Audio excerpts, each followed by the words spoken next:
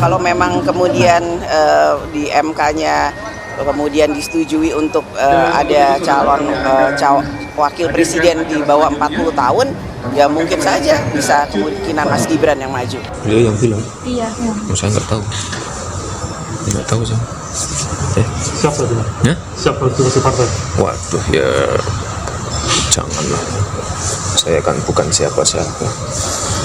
Takutnya nanti malah Pak Ganjar kalah gara-gara saya, kan repot. Jangan-jangan. Yang senior-senior aja. Kemarin kan juga sempat bilang kalau Mas Wali nggak mungkin menjadi pendampingnya Pak Ganjar. Ya kan umurnya nggak cukup. Umurnya nggak cukup.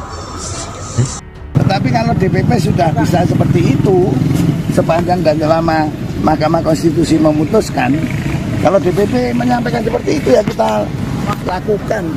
Sudah ada komunikasi dari DPP ke Ya DPC? belum, itu kan dimungkinkan Mas Gibran bisa menjadi cawapresnya Ganjar.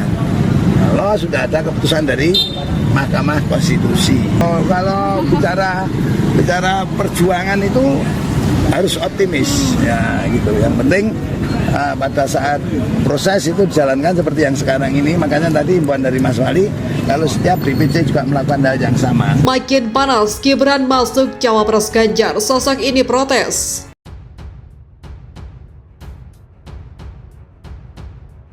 Jakarta, CNBC Indonesia.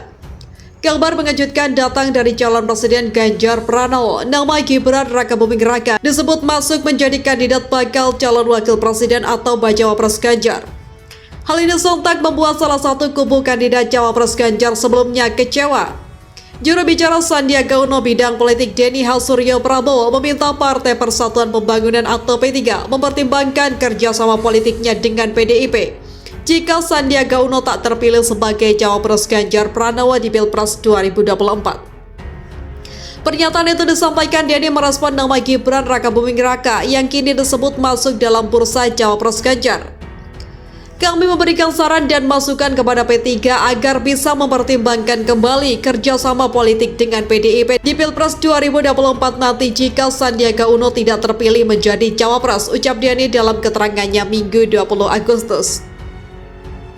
Mengutip CNN Indonesia, Denny mengingatkan PDIP agar mempertimbangkan nama cawapres dari luar partainya jika ingin PDIP mempertimbangkan masukan dari partai-partai lain pendukung Ganjar.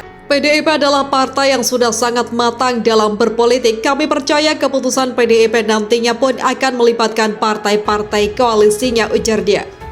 Di sisi lain, Denny mendorong agar P3 terus memperjuangkan nama Sandiaga sebagai cawapres Ganjar. Menurut dia, Sandi telah memenuhi syarat elektabilitas sebagai cawapres.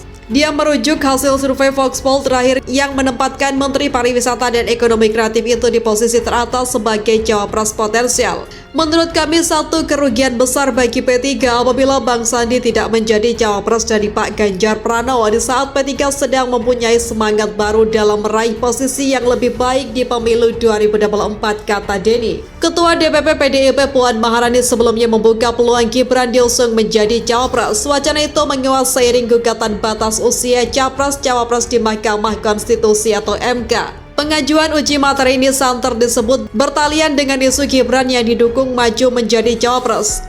Kita cermati hal tersebut kalau memang kemudian di MK-nya kemudian disetujui ada calon cawapres di bawah 40 tahun, ya bisa saja Mas Gibran yang maju, kata Puan di Istana Merdeka, Jakarta Pusat pada Kamis.